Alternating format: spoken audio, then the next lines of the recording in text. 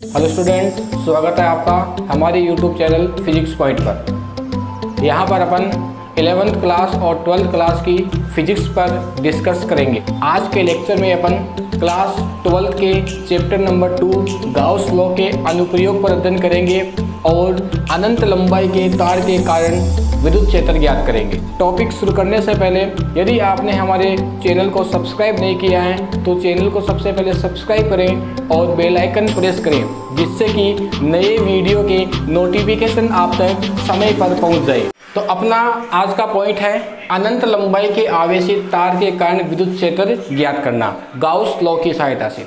Gauss नियम का यही कार्य है कि अपन किसी भी स्थिति पर विद्युत क्षेत्र की तीव्रता ज्ञात कर सकते हैं। अपना पहला पॉइंट है अनंत लंबाई का आवेशित तार। तो ये यहाँ पर अपने पास में अनंत लंबाई का तार हो गया,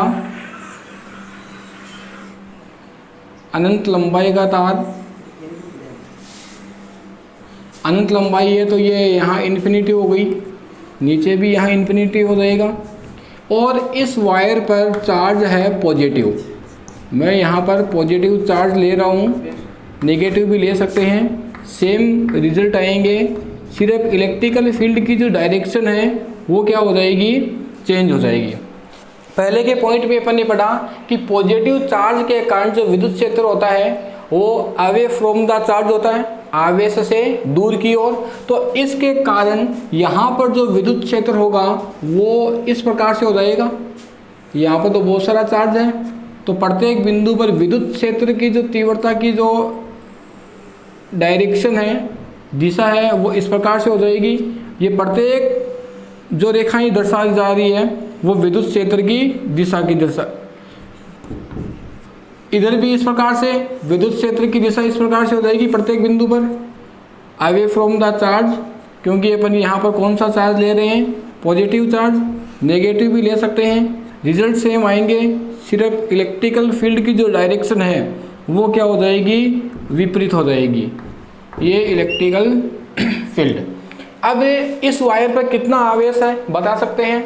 तार अनंत लंबाई का है, इन्फिनिटिव लेंथ है, इसलिए इस पूरे तार पर अपन आवेश नहीं दर्शा सकते हैं, लेकिन पर यूनिट लेंथ पर इसका आवेश दर्शा सकते हैं। और पर यूनिट लेंथ पर अब इसके लिए अपन लेमडा लेंगे।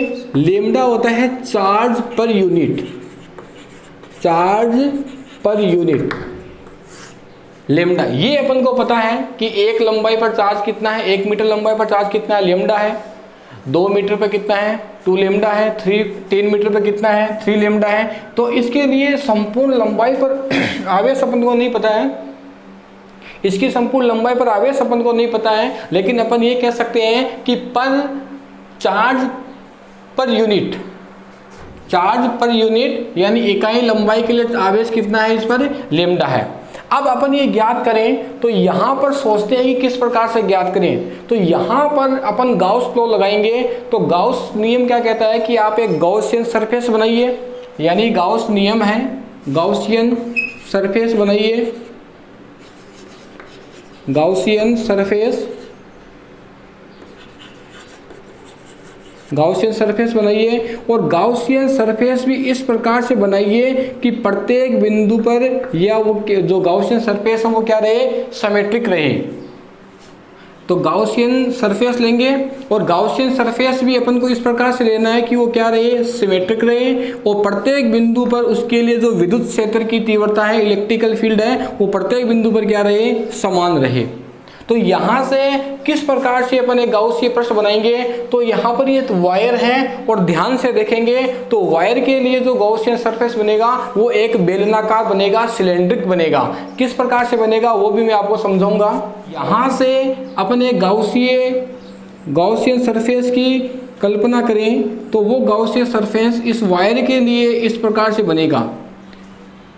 वायर है तो इसके लिए गाउसियन सरफेस है वो एक सिलेंड्रिक बनेगा। अब सिलेंड्रिक ही क्यों लिया, इसके बारे में भी अपन निर्धारण करेंगे। और इस बिंदु पर जैसे मान लो कि अपन को यहाँ इस डिस्टेंस r दूरी पर यहाँ पर अपन को विद्युत क्षेत्र ज्ञात करना है। तो इस सिलेंडर की जो रेडियस है वो कितनी हो गई, r हो गई। और इस गॉसियन सरफेस के अंदर ये इतना आवेश अपने पास में है। अब ये गॉसियन सरफेस सिलेंड्रिक बेलनाकार किस प्रकार से लिया, जैसे ये सिलेंड्रिक हो गया, इसकी रेडियस कितनी हो गई r। तो अब यदि अपन को r डिस्टेंस पर, यहाँ से r डिस्टेंस पर अपन विद्युत क्षेत्र ज्ञात करेंगे तो वो r डिस्टेंस इधर से लेंगे, r डिस्टेंस इधर से लेंगे, प्रत्येक बिंदु से लेंगे चारों तरफ से। ये सिलेंड्रिक है तो यहाँ प्रत्येक बिंदु से r डिस्टेंस ये हो गई, इधर r डिस्टेंस, इधर r डिस्टेंस, इधर r डिस्टेंस। वो प्रत्येक बिंदु पर विद्युत क्षेत्र क्या होगा, r डिस्टेंस समान दूरी पर है। ये इस प्रकार से चारों तरफ से इसका जो कर्व जो एरिया है इस प्रकार से, तो r डिस्टेंस पर इस प्रकार से सब जगह क्या रहेगा, समान रहेगा। जैसे आप इसको देखना तो ये यहाँ से अपन r डिस्टेंस लेंगे तो इस जो कर्व सरफेस से r डिस्टेंस दूरी पर इस प्रकार से इधर से लेंगे तो r दूरी पर वो जो इलेक्ट्रिकल फील्ड होगा वो सब जगह क्या आएगा, सेम आएगा, समान आएगा। तो इसके लिए जो गॉसियन सरफेस है वो क्या हो गया, सिलेंड्रिक सरफेस हो गया। अब यहां से अपन गाउस लॉ लगाएंगे तो गाउस लॉ क्या कहता है, यहां से अपन गाउस लॉ लगाएंगे तो गाउस लॉ फाई बराबर Q अपॉन एप्सिलॉन नॉट या close surface integration E vector dot dA vector. यहाँ पर ये फाई है वो नेट फ्लक्स होगा और क्लोज सरफेस के लिए होगा, और ये जो Q है वो नेट चार्ज है और कौन सा है, इनसाइड। तो इस गॉसियन सरफेस के अंदर ये अपने पास में जो प्लस चार्ज है नेट चार्ज ये बन जाएगा। अब ये इतना नोट कीजिए आप एक बार। तो इस गॉसियन सरफेस के 3 भाग हो गए, एक दूसरा पृष्ठ ये हो गया, तीसरा पृष्ठ ये हो गया। अब यहाँ से यदि अपन तीनों पृष्ठ से यदि अपन फ्लक्स निकालें तो देखो यहाँ से इस ऊपर वाले पृष्ठ की बात करें तो यहाँ से यदि अपन एरिया वेक्टर लेंगे तो एरिया वेक्टर जैसे मान लो ये यहाँ पर लिया तो एरिया वेक्टर क्या होगा, सिलेंडर क्लोज सरफेस है इसलिए एरिया वेक्टर जो होगा वो परपेंडिकुलर आउटवर्ड होगा। तो यहाँ से एरिया वेक्टर की जो डायरेक्शन होगी वो एरिया वेक्टर इस प्रकार से होगा। तो ये किसकी डायरेक्शन हो गई, DA की, और इलेक्ट्रिकल फील्ड है वो इस दिशा में जा रहा है, ये किसकी डायरेक्शन है, E की। तो इस ऊपर वाले पृष्ठ के लिए, 1 नंबर वाले पृष्ठ के लिए DA वेक्टर और E वेक्टर परस्पर क्या है 90 डिग्री पर, तो थीटा कितने डिग्री का बन जाएगा यहाँ पर 90 डिग्री का। इस पृष्ठ के लिए देखना DA वेक्टर है क्लोज्ड सरफेस होगा, तो ये जैसे मान लो कि यहाँ पर अपन ने इसके लिए DA वेक्टर ये यहाँ पर लिया तो DA वेक्टर की जो दिशा होगी वो आउटवर्ड और इनवर्ड दोनों में से हो सकती है, लेकिन ये क्लोज्ड सरफेस है और क्लोज्ड सरफेस के लिए जो इलेक्ट्रिकल जो एरिया वेक्टर है वो सदैव किस प्रकार से होता है, आउटसाइड परपेंडिकुलर आउटवर्ड। तो इस पृष्ठ के लिए जो DA वेक्टर होगा वो बाहर की ओर इस प्रकार से होगा। तो यहाँ पर इलेक्ट्रिकल फील्ड और DA जो एरिया वेक्टर है वो एक सेम डायरेक्शन में है, तो इनके लिए जो थीटा बनेगा वो कितने डिग्री का बनेगा, 0 डिग्री का बनेगा। और इस पृष्ठ के लिए एरिया वेक्टर की अपन डायरेक्शन दर्शाएं तो परपेंडिकुलर आउटवर्ड होगी, आउटवर्ड यानी इस प्रकार से, तो यहाँ पर DA वेक्टर की दिशा इस प्रकार से हो जाएगी और इलेक्ट्रिकल फील्ड है वो इसी प्रकार से आ रहा है प्रत्येक बिंदु पर। तो इन दोनों के लिए भी यहाँ पर थीटा कितने डिग्री का बन गया, 90 डिग्री का। अब पूरे सिलेंडर के लिए फ्लक्स निकालें तो पूरे सिलेंडर के लिए फ्लक्स क्या होगा, फाई इन तीनों पृष्ठ से निर्गत फ्लक्स के बराबर, तो इसका क्या हो गया फाई 1, फाई 2 और फाई 3, फाई बराबर। अब फाई 1 इस ऊपर वाले पृष्ठ के लिए है, अपन फ्लक्स की परिभाषा लगाएंगे तो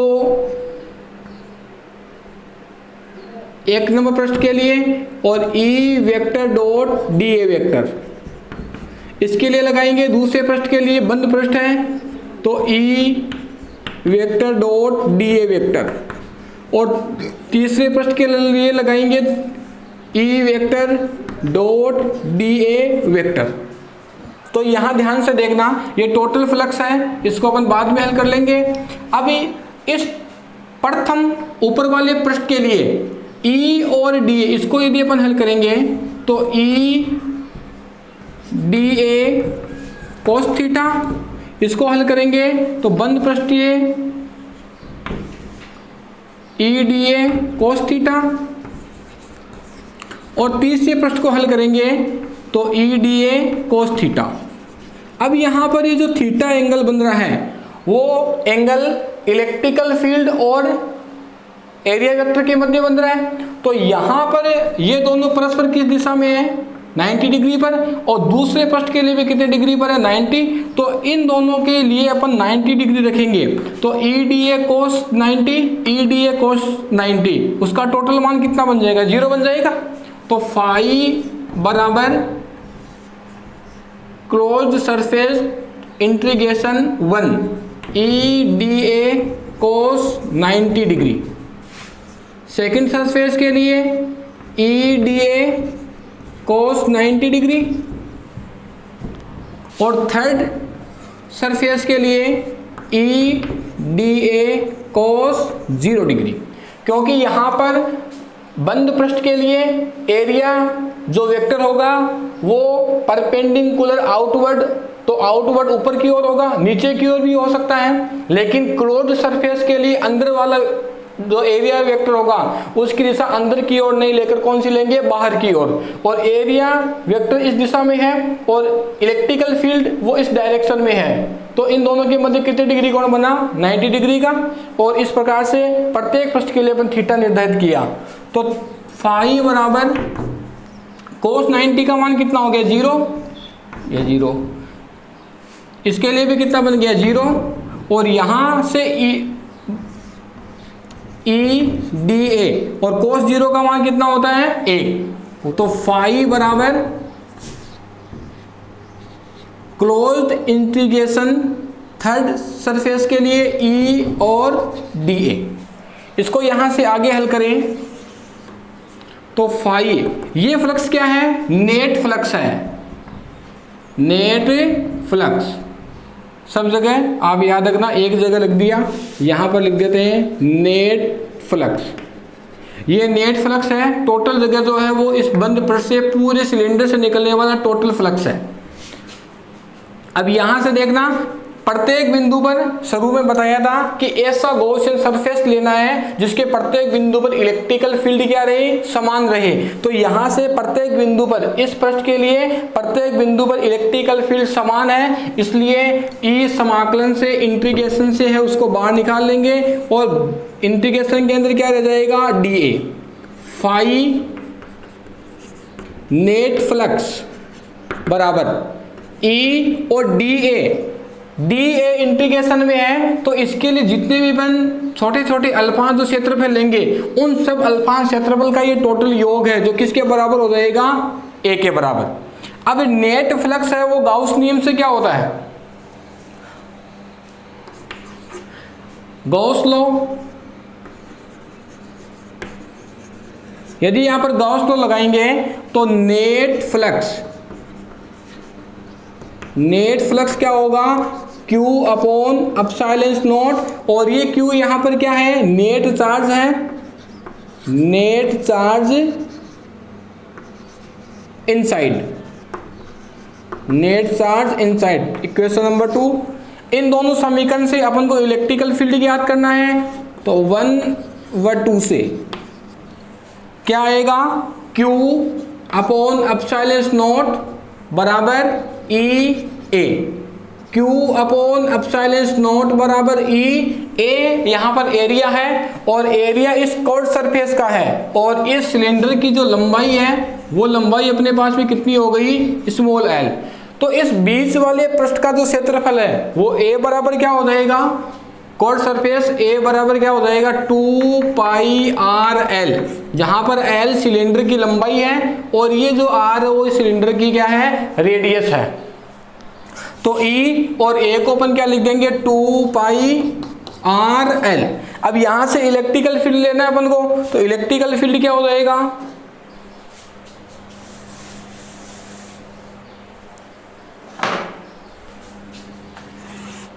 तो यहां से इलेक्ट्रिकल फील्ड लेंगे तो इलेक्ट्रिकल फील्ड ई बराबर क्या हो जाएगा, Q अपॉन एप्सिलॉन नॉट, और गुणा में क्या आ जाएगा, 2 पाई आर एल। तो ई इलेक्ट्रिकल फील्ड बराबर Q upon L, Q upon L को अपन क्या कह रहे हैं, लेमडा, Q बटा एल। जो पर लेंथ पर क्या है, चार्ज है। ये जो वायर है वो अनंत लंबाई का है और पूरे वायर पर अपन को आवेश कितना है वो नहीं पता, लेकिन अपन ये कह सकते हैं कि इसकी 1 मीटर लंबाई पर कितना आवेश है। तो 1 मीटर लंबाई पर कितना आवेश होगा वो अपन ज्ञात कर सकते हैं। तो L लंबाई है इसकी, सिलेंडर की लंबाई, तो यहां से लेमडा बराबर क्या लेंगे अपन, Q बटा L, जो पर लेंथ क्या रहेगा, आवेश रहेगा। तो इस Q बटा L को अपन क्या रख सकते हैं, लेमडा। तो लेमडा और बट्टे में कह देगा 2 पाई एप्सिलॉन नॉट।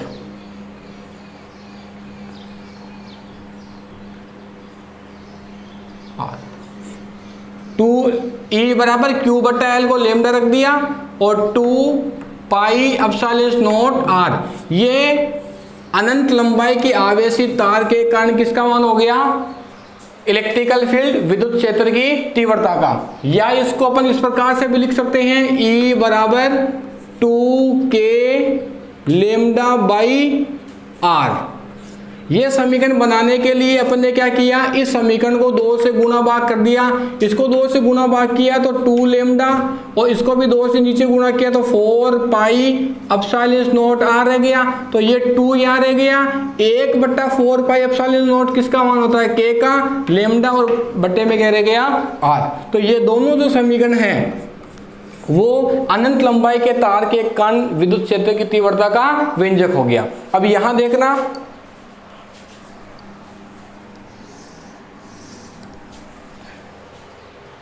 यहां से 2 है वो कांस्टेंट रह गया, के कूलम्ब्स लॉ नियतांक राशि है, या यहां से ले तो 2 पाई एप्सिलॉन नॉट ये नियतांक राशि है। तो सिर्फ यहां से क्या बचा, लेमडा, और यहां से क्या बचा, R। तो विद्युत क्षेत्र की जो तीव्रता है जो वायर के कारण अपन ज्ञात करें वो 2 बिंदुओं पर निर्भर करेगी। 2 बिंदुओं पर, एक तो लेमडा पर जो पर लेंथ चार्ज है, और दूसरा किस पर, R पर, जो उस सिलेंडर से R डिस्टेंस पर अपन विद्युत क्षेत्र ज्ञात करें। तो E समानुपाती किसके हो जाएगा, लेमडा के, और E व्युत्क्रमानुपाती किसके हो जाएगा, R के। तो यहां से अपन इसके लिए जो ग्राफ बनाएंगे, तो यहां से 2 ग्राफ बनेंगे। एक ग्राफ अपन E और लेमडा में बनाएंगे, और दूसरा ग्राफ अपन E और R में बनाएंगे। तो E और R में कैसा संबंध हो रहा है, समानुपाती का। तो इनका जो ग्राफ बनेगा वो क्या होगा, सीधी रेखा से निकलेगा, मूल बिंदु से। और यहाँ E और R है वो व्युत्क्रमानुपाती है। तो जैसे जैसे अपन यहाँ से इस R को बढ़ाते रहेंगे, वैसे वैसे जो इलेक्ट्रिकल फील्ड है, विद्युत क्षेत्र की जो तीव्रता है, ये विद्युत क्षेत्र की तीव्रता वो धीरे धीरे क्या होगी, कम होती रहेगी। तो इसका जो ग्राफ बनेगा वो ग्राफ कुछ इस प्रकार से प्राप्त हो जाएगा। पहले विद्युत क्षेत्र क्या होगा, बढ़ेगा, और फिर धीरे धीरे विद्युत क्षेत्र क्या होगा, कम होता रहेगा। इस प्रकार से ये विद्युत क्षेत्र की तीव्रता। अब इस इलेक्ट्रिकल फील्ड को अपन सदिश रूप में लिखें, तो इलेक्ट्रिकल फील्ड है वो सदिश रूप में इस प्रकार से हो जाएगा, E वेक्टर। जिस राशि को सदिश रूप में लिख रहे हैं उसके ऊपर वेक्टर लगा देंगे, और 2K लेमडा बाई R, और डॉट में क्या हो जाएगा, R कैप, जहां R कैप इस R की दिशा में क्या है, एकांक सदिश। ये इलेक्ट्रिकल फील्ड है वो वेक्टर रूप में है। और इस प्रकार से तो ये पूरा का पूरा जो टॉपिक है वो अनंत लंबाई के आवेशित तार के कारण विद्युत क्षेत्र की तीव्रता का व्यंजक हो गया। अब देखो, जो समीकरण अपन ने ये निकाला है, इसके आधार पर जो बोर्ड एग्जाम में जो न्यूमेरिकल पूछे जाएंगे वो किस प्रकार से होंगे। 2 न्यूमेरिकल की प्रैक्टिस आपको मैं करवाता हूँ, उसके बाद में आगे क्वेश्चन प्रैक्टिस आप अपनी किताब से कीजिए। एक अपरिमित लंबाई के तार पर रैखिक आवेश घनत्व 2 माइक्रोकूलम प्रति मीटर है। तो यहाँ पर रैखिक आवेश घनत्व कितना हो गया, लेमडा, 2 माइक्रोकूलम प्रति मीटर।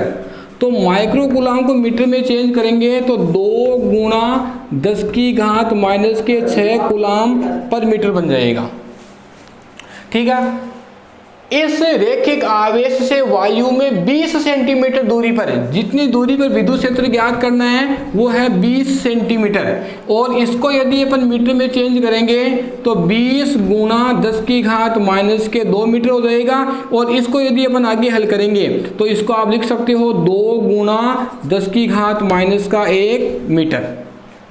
किसी बिंदु पर विद्युत क्षेत्र की तीव्रता ज्ञात कीजिए, ई अपन को यहाँ पर पूछा गया है।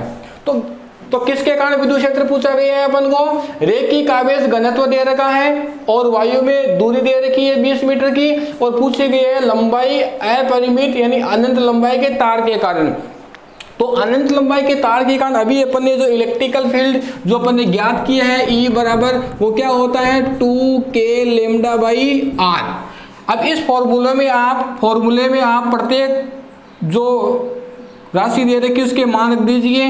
ई बराबर 2k कूलम नियतांक है और कूलम नियतांक का मान होता है 9 गुना 10 की घात प्लस के 9 न्यूटन मीटर स्क्वायर प्रति coulomb square, newton metre square प्रति कूलम स्क्वायर। तो k का मान रखा 9 गुना 10 की घात 9 और लेमडा का मान कितना दे रखा है अपन को 2 माइक्रो कूलम प्रति मीटर। लेकिन कूलम जो आवेश की जो इकाई होती है वो कूलम में होती है, तो माइक्रो कूलम को अपन ने यहाँ पर कूलम में चेंज किया तो मान कितना आया 2 गुना 10 की घात माइनस के 6 और बट्टे में r का मान दिया रखा है 20 सेंटीमीटर और SI इकाई में 20 सेंटीमीटर को अपन ने ज्ञात किया 2 गुना 10 की घात माइनस का 1 मीटर, तो 2 गुना 10 की घात माइनस का 1। तो यहाँ से टोटल जो इलेक्ट्रिकल फील्ड जो निकल के आएगा 2 से 2 कैंसिल हो जाएगा, 10 की घात माइनस, अब ऊपर यहाँ क्या बच गया 9 और 2,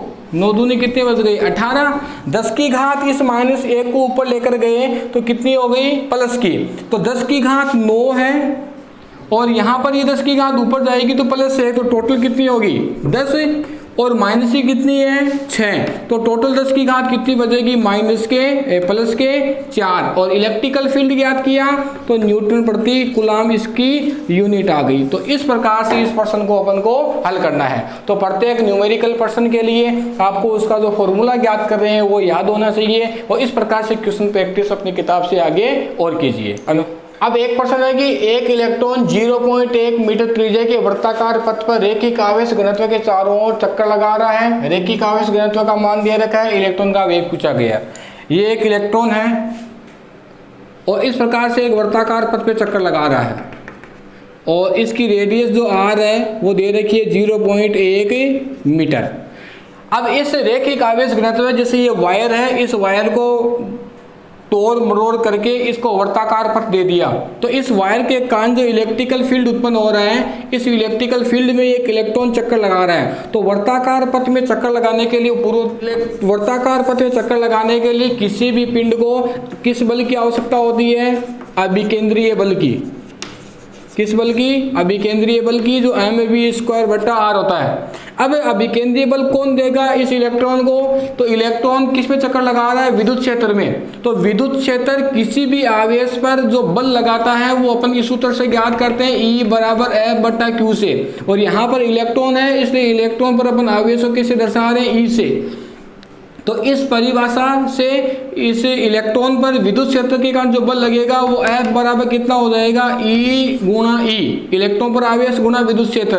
तो इस इलेक्ट्रॉन पर ये बल लगेगा और यही बल इस इलेक्ट्रॉन को इस वर्ताकार पथ में गति करने के लिए ये आवश्यक अभिकेंद्रीय बल देगा। तो इस स्थिति के अनुसार mv²/r किसके बराबर हो जाएगा? E गुणा E के बराबर। mv²/r E गुणा E के बराबर हो जाएगा क्योंकि ये विद्युत बल लग रहा है इलेक्ट्रॉन पर और यही विद्युत बल इस इलेक्ट्रॉन को वर्ताकार पथ में अभिकेंद्रीय बल प्रदान करेगा। तो संतुलन अवस्था में ये बल इस अभिकेंद्रीय बल के बराबर होगा। और यहाँ से अब अपन इलेक्ट्रॉन का जो अपन को वेग पूछा गया है वो इस सूत्र से वेग निकाल लेंगे। तो संतुलन अवस्था में क्या आ जाएगा? mv²/r बराबर E गुणा E। और यहाँ से अपन को r का मान पूछा है, नहीं वेग का मान पूछा है, तो v² बराबर कितना हो जाएगा? E r और बट्टे में क्या आ जाएगा? m। तो v बराबर क्या हो जाएगा? √e capital E r/m। तो देखना यहाँ पर इलेक्ट्रॉन पर आवेश अपन को पता है कितना होता है, इलेक्ट्रॉन पर द्रव्यमान अपन को पता है और अपन को इस r का मान भी दे रखा है। पूरे प्रश्न में कहीं पर भी E का मान नहीं दे रखा है, लेकिन ये कहाँ पर गति कर रहा है? रैखिक आवेश के कारण। रैखिक आवेश घनत्व लेमडा का मान यहाँ अपन को दे रखा है। लेमडा का मान यहाँ दे रखा है, तो यहां से अपन इस E का मान कैसे निकाल सकते हैं? तो रैखिक आवेश के कारण जो E होता है वो 2k लेमडा बट्टा R होता है। तो इस 2k लेमडा बट्टा R E वाले मान को अपन यहाँ रखेंगे, तो V बराबर क्या हो जाएगा, अंडर रूट, ये E कहाँ से लिखा है, रैखिक आवेश घनत्व वाले सूत्र से लिखा है जो अपन ने यहाँ पर ज्ञात किया। तो इस E का मान कितना, 2k लेमडा, और बट्टे में क्या रह गया, R, और इस E के गुणा में क्या है, R और M, R से R कैंसिल हो जाएगा, तो टोटल जो V है वो क्या बन जाएगा, अंडर रूट 2k लेमडा, और बट्टे में क्या रह गया, M। सभी राशियों के मान रखो। 2 इलेक्ट्रॉन पर चार्ज है E, तो इलेक्ट्रॉन पर चार्ज कितना होता है, 1.6 10 की घात माइनस के 19, के कूलम नियतांक है, इसका मान 9 गुणा 10 की घात 9 होता है। लेमडा का मान कितना दे रखा है, 10 की घात माइनस के 6, और बट्टे में M इलेक्ट्रॉन पर द्रव्यमान है, और इलेक्ट्रॉन पर द्रव्यमान कितना होता है, 9.1 10 की घात माइनस के 31। इसको हल करना है। तो अब इस पूरे समीकरण को यदि अपन हल करेंगे, 2 1.6 और 9 को गुणा करना, 9.1 का भाग लगाना, और सारी संख्याओं को इस 10 की घातों को अपन हल करेंगे और फिर उसका वर्गमूल लेंगे, तो इसका जो आंसर आएगा वो 5.65 गुणा 10 की घात 7 मीटर प्रति सेकंड, ये इस इलेक्ट्रॉन का वेग हो जाएगा, जो इस वर्ताकार पथ में इलेक्ट्रॉन चारों ओर इस रैखिक आवेश घनत्व लेमडा के इस विद्युत क्षेत्र में क्या कर रहा था, चक्कर लगा रहा था, इस V का ये मान आ जाएगा। अब ये अनंत लंबाई के तार में गाउस नियम का पहला अनुप्रयोग था, जिसका अपन ने चित्र बनाकर पूरा समीकरण ज्ञात किया, और इसके आधारित इस प्रकार के 2 न्यूमेरिकल प्रश्न को भी हल किया। इससे संबंधित जितने भी और न्यूमेरिकल है वो आप किताब से प्रैक्टिस कीजिए, सूत्रों को याद रखिए, और आज की क्लास को अपन यही समाप्त करते हैं, और अगली क्लास में अपन फिर गाउस लॉ के अनुप्रयोग में आगे के पॉइंट को और पढ़ेंगे। तब तक के लिए धन्यवाद, ऑल द बेस्ट।